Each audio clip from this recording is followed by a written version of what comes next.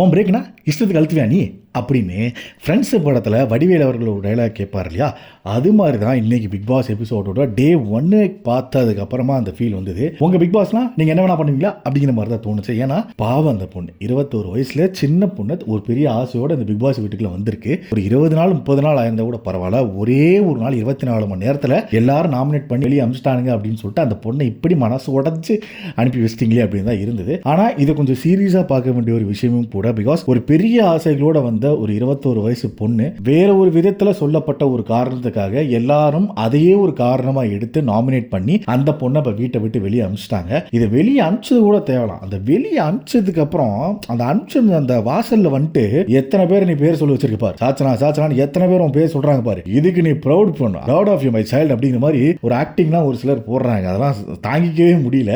ஏன்னா கண்டிப்பா ஒரு உள்குத்தோட அவங்க தான் நாமினேட்டே பண்ணதுக்கு அப்புறம் எல்லாத்தையும் இப்படி பண்றது. பட் இந்த எபிசோட்ல எனக்கு ரொம்ப ரொம்ப வருத்தம்.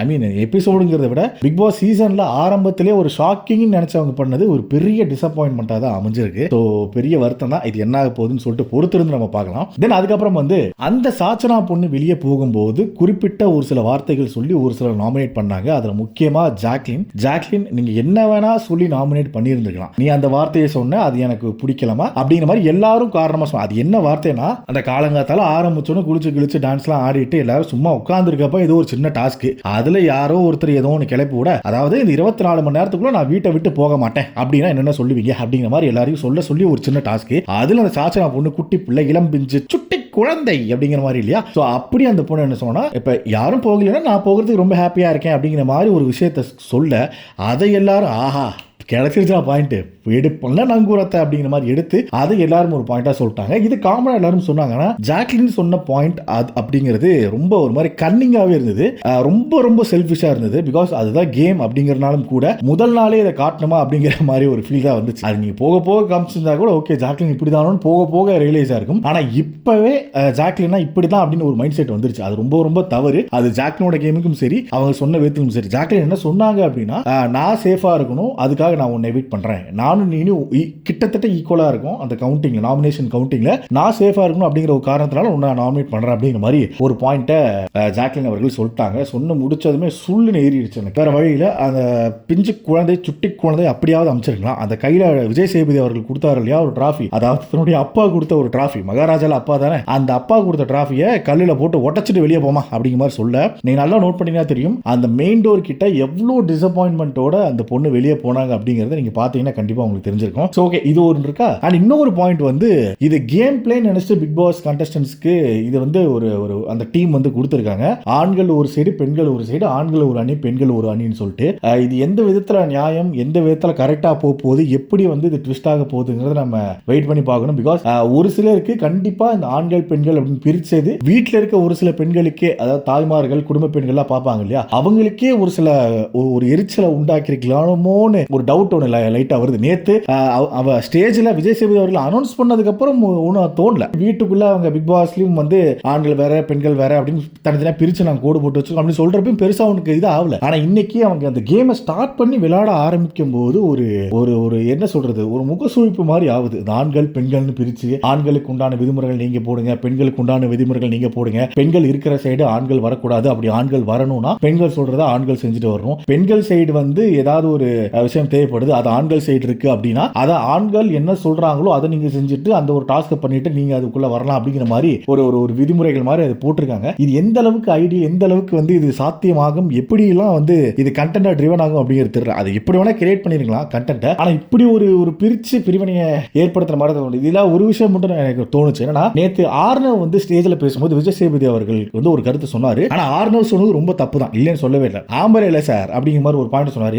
தைரியத்தில் என்ன ஆம்பளை பொம்பளை அப்படின்னு சேது சொன்னார், நல்ல பாயிண்ட் தான், இல்லைன்னு சொல்லல. ஆனா கிட்டத்தட்ட ஆர்னவ் சொன்னது மாதிரியே ஆண்கள் பெண்கள் அப்படிங்கிற மாதிரி ஒரு பிரிவினை அவங்க பிரிச்சிருக்காங்க. சோ இது எந்த அளவுக்கு சக்சஸா இருக்க போகுது, எந்த அளவுக்கு கன்வின்சிங்கா இந்த சீசன்ல இருக்க போகுது அப்படிங்கறத நம்ம பொறுத்திருந்தா பார்க்கணும். அண்ட் இதுக்கும் மேல ஆரம்பத்திலே 24 மணி நேரத்திலே நாங்க ஒரு எவிக்ஷனை வச்சுட்டோம், எலிமினேட் பண்ணி அமிச்சிட்டோம். சும்மா இருப்பீங்களா, மீதி 17 பேர் இருக்கீங்க, உங்களை சும்மா விட முடியும், போடுற எவிக்ஷனை நாமினேஷன் அப்படிங்கிற மாதிரி டைரக்டா நாமினேஷன் விட்டாங்க. சோ இந்த வீக்கினுடைய முதல் தலைவர், அது இந்த பிக் பாஸ் சீசனுடைய முதல் தலைவியா வந்து தர்ஷிதா அவங்க வந்து சூஸ் பண்ணியிருக்காங்க. ஸோ ஓகே அப்படின்னு சொல்லிட்டு ஆஸ் யூஷுவல் அந்த நாமினேஷன் ப்ராசஸ் போச்சு. அந்த நாமினேஷன் ப்ராசஸ்ல பாத்தீங்கன்னா எதிர்பார்த்தது மாதிரியே வந்து ஜாக்லின், ரவீந்தர், சௌந்தர்யா, முத்துக்குமரன், ரஞ்சித் அண்ட் அருண் பிரசாத் இந்த 6 பேர் வந்து நாமினேஷன்ல இருக்காங்க. இவங்களை உண்மையாவே இந்த முதல் வாரத்தில் யாராவது அனுப்ப போறாங்களா இல்ல வந்து இந்த முதல் வாரம் அப்படிங்கிறது சும்மா ஒரு அப்படிங்கிற மாதிரி பண்ண போறாங்களா அப்படிங்கிறது தெரியல. இன்கேஸ் அந்த சும்மா அப்படிங்கிற மாதிரி ஏதாவது பண்ணாங்க அப்படின்னா கண்டிப்பா இந்த பிக் பாஸ் சீசன் 8 நேர்மையா இல்ல அப்படின்னு தான் எனக்கு என்ன பொறுத்த வரைக்கும் அது வந்து ஒரு ஊர்ஜிதமான உண்மையா ஆயிரும். ஏன்னா 24 மணி நேரத்துல ஒரு பெரிய ட்ரீமை வச்சுட்டு வந்து ஒரு பொண்ணை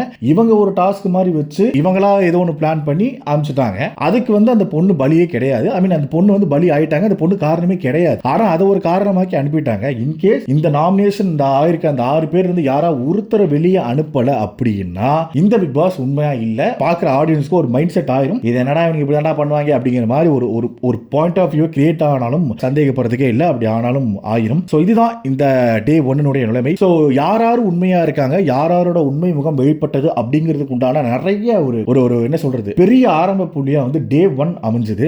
அதுல முக்கியமா வந்து ஜாக்லின் அவங்களோட பிஹேவியரை வந்து வீட்டில் இருக்க நிறைய பேருக்கு பிடிக்கல அப்படிங்கிறது கன்வின்ஸ் ஆகுது. எல்லாருமே சொல்ற ஒரு ரீசன் என்னன்னா அவங்க சொல்றது மட்டும் தான் பாயிண்டா எடுத்துக்கிறாங்க, மத்தவங்க சொல்றத பாயிண்டா கேட்கவே மாட்டிக்கிறாங்க அப்படிங்கறத எல்லாரும் சொல்றாங்க. அதே தான் முத்துக்குமரனுக்கும் இந்த ஒரு பாயிண்ட் வைக்கிறாங்க. என்னன்னா அவர் வந்து மத்தவங்க யார் பேசிட்டு இருந்தாலும் சரி அந்த பாயிண்டையும் தனக்கு ஏத்த மாதிரி சாதகமா ஆக்கிக்கிறாரு அப்படிங்கிற மாதிரி ரஞ்சித்தும் சொன்னார். ரஞ்சித் ஒரு பாயிண்ட் சொன்னாரு. ஆனா அது ஓரளவுக்கு உண்மையா இருக்குமோ அப்படிங்கிற ஒரு பாயிண்ட்டும் தெரியுது. ஆனா ரவீந்தர் சார் நீங்க இருக்கீங்க பாருங்க சார், ஏதோ ஒன்று பேசுறீங்க சார், ஏதோ ஒன்று பண்றீங்க சார், அனுப்பிடுறீங்க சார், அனுப்பிடுறதுக்கு அப்புறமா ஒன்று பண்றீங்க சார், அதுவும் ஒரு மாதிரி இருக்கு சார் அப்படிங்கிற மாதிரி இந்த பிக் பாஸ் சீசன் 8க்கு என்ன சொல்றது நல்லவனாவும் இருக்கணும் கெட்டவனாவும் இருக்கணும் ஒரு பாயிண்ட் இருக்கும் இல்லையா. அந்த பாயிண்ட்ல ஒரு ஃபர்ஸ்ட் ஆளை வைக்கணும் அப்படின்னா வந்து கண்டிப்பா ரவீந்தர் அவர்கள் தான் வச்சாகணும். பிகாஸ் அவர் பேசுறாரு, ஆரம்பத்தை சொன்ன மாதிரி பேசுறாரு, ஏதோ ஒன்று பேசுறாரு, பேசிட்டே இருக்காரு, கன்வின்ஸ் ஆயிடுறாங்க ஆப்போசிட்ல. அந்த மாதிரி தான் அப்படி இருக்கு. அண்ட் ஒரு சில பேர் இன்னும் வந்து அந்த அவங்களுக்கு உண்டான ஒரு செல்ஃபே ஓபன் பண்ணலையோ அப்படிங்கிற மாதிரி ஒரு டவுட் வருது. பிகாஸ் TWC சீசன் 5ல வந்து நம்ம அன்ஷிதாவை எப்படி பார்த்திருப்போம் அப்படிங்கிறது தெரியும், நல்லா ஃபன்னா ஜோவியலா. ஆனா பிக் பாஸ் வீட்டுக்குள்ள அதை காட்டுறதுக்கு பயப்படுறாங்க. அண்ட் முக்கியமா வந்து